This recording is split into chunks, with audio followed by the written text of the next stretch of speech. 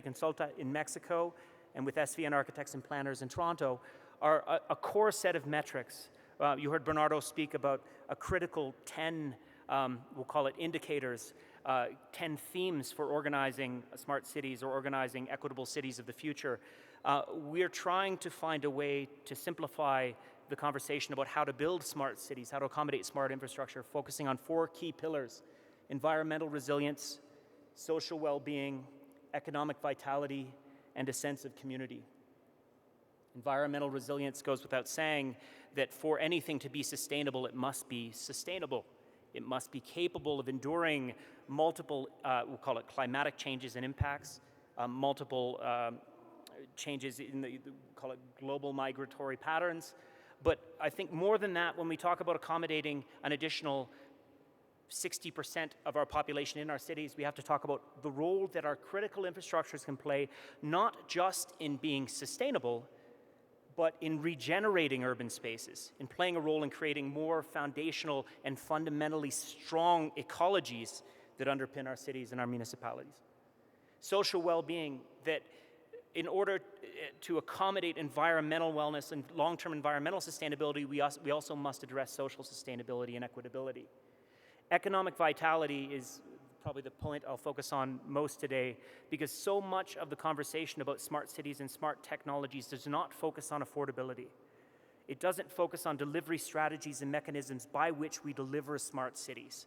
It doesn't necessarily deal with how we change the formula by which housing and key infrastructure is delivered to assure that sustainability is built into how we deliver cities.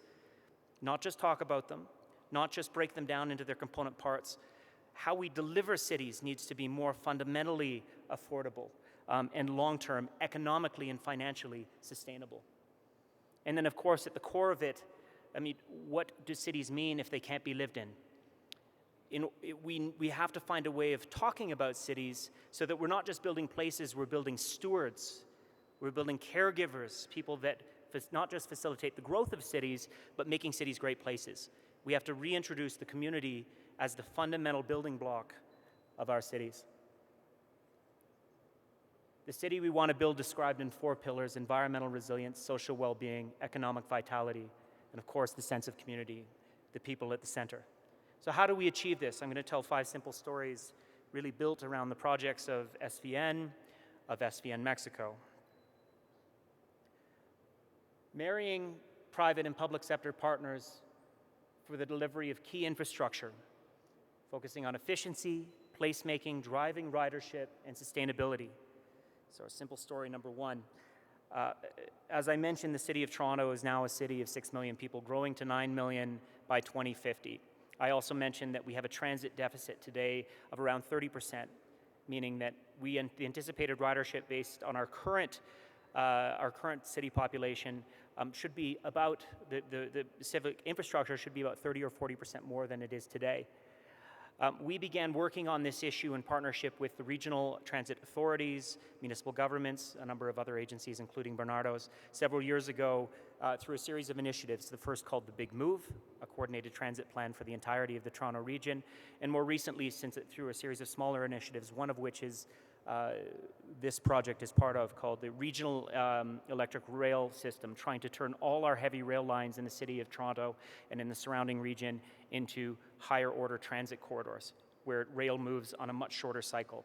Trains will arrive every 10 minutes at the regional rail systems. It's trying to take advantage of existing rail and converting it to next generation smart city rail, where heavy rail starts to function like subway. Heavy rail starts to function like LRT. This project, and I would say the biggest inhibitor to moving the project forward was affordability. Where does the capital come from to make these projects happen? And this is the same question in Mexico and the same question in the United States. Most of the North American centers and we'll call it federal entities struggle with this every day, is that we are by definition capital poor, ambition rich. We tend to plan well our moves into transit, and we tend to fund after or deliver effective funding strategies afterwards. This is the first project in Canada where a private sector agency, in this case a private developer called Van Dyke Group, will be delivering public transit infrastructure for the public agency. At the base of the building you can see a heavy rail station, a regional transit station with 3 uses on top: affordable housing, market residential housing, and commercial office. The mix was strategically designed to deliver sufficient value so that money from the project could be recaptured by the public agency and pushed in the transit project below. In a very similar way, we began work with Canada's largest theatre company, one of its largest cultural agencies, the Canadian Stage Company, to explore a very similar means of building infrastructure that wasn't, we'll call it, fundamentally feasible based on the absence of capital, the absence of public programs that can deliver a facility of the type that was required here into the public realm, and to be honest, a lack of space. There are 2 things that will make the smart city of the future work, that will make the cities of today sufficiently capable of accommodating 60% additional urban dwellers. It will be dealing effectively with the crisis of affordability, and it will be maybe dealing more effectively with the crisis of land. Where do we find sites to build our transit and our critical cultural infrastructure, our housing and our municipal and public institutions? In this project, we were able to find a development partner and work with the City of Toronto, the Canadian Stage Company, and the development partner to come up with a design that would deliver additional density to what might be otherwise accommodated, so that the value capture, the additional money created by the project, would flow back to the public institution and facilitate the creation of a new theatre, a new national theatre, 3 large stages, 800 seats, 500 seats, and 300 seats. A much less ambitious project, but equally formidable in terms of how it deals with the crisis of affordability in our cities and changing the way we build vertical housing. In Mexico, as in Toronto, tall or high-rise residential housing is built in more or less the same way. Concrete shear wall construction, simple, affordable. It allows for the quick deployment of housing in our cities. By the time it's built, it's generally fixed in one form, and it doesn't in the way that historical, horizontal, land-based development could accommodate change. Vertical housing doesn't easily accommodate change. Part of building a smart city is also assuring flexibility, the ability of our city to mutate, to constantly evolve as its user needs evolve. The James Street North project in Hamilton, Ontario. Hamilton is a small city between Buffalo, New York, and Toronto, Ontario. The James Street North project is trying to deliver a technological innovation that may fundamentally change the way we build vertical housing. Going back to old technology, flat plate, concrete floors, columns, and then a series of movable partitions that are fire partitions, fully building code capable, but over time, as the occupants' needs change, the size of their homes can change. If you own a parcel of land and your family is growing or your family is shrinking, or you need to take advantage of the value in your property, you have the ability of subdividing, severing, selling, aggregating, building. If you own an apartment, you don't have that choice in the way housing is typically built. We're trying to deliver a strategy that builds the flexibility afforded to land-based development into vertical housing.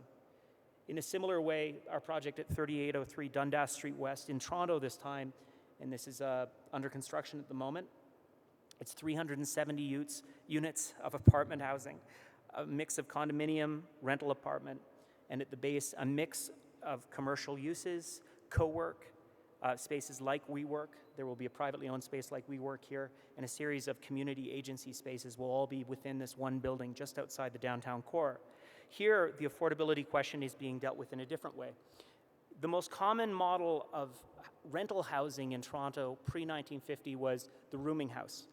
A rooming house, if you're not familiar with the term, refers to a large house with many bedrooms, a small common living area, and the bedrooms would be rented. Bedrooms would be let out. It's a very common model everywhere in the world.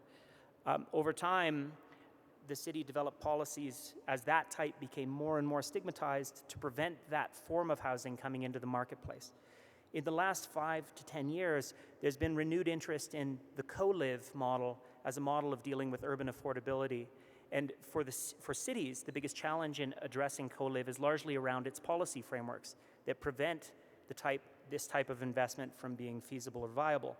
Through this project, we're working carefully closely with the municipality to come up with a framework that will allow for approval of 20% of these units to be co-live units, where individuals can own or rent bedrooms in larger suites where they share common areas, which has the impact of reducing the cost of the unit for the occupant by as much as 50%.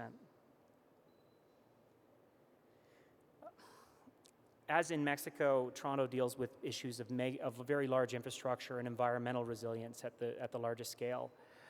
One of we'll call it the blights of history in Toronto is how we've dealt with our valley system, our waterfront, and our river system. Toronto was built between two river systems, the Humber River and the Don River. What you see in this image is the Don River on the right, and you can see a very straight line where the Don used to turn and go in a straight line out to our inner harbor. While perfectly practical and an adequate access to the central harbor, for years, what that engineering approach did was have the effect of sterilizing all of the land surrounding this central site in the heart of the city. Some of the most valuable real estate in all of Canada was effectively sterilized by the certainty of flooding on a yearly basis because of the improperly engineered infrastructure at the base of the river. We led a process for 2 years between 2012 and 2014 to develop a refined Don naturalization strategy, a strategy of reintroducing softscape, a natural river mouth at the edge of the river, in order to liberate a large land area from this sterilization. It allowed the province, our state government, and our municipal government to lift policies that had been restricting residential development in order to create these new communities in areas where they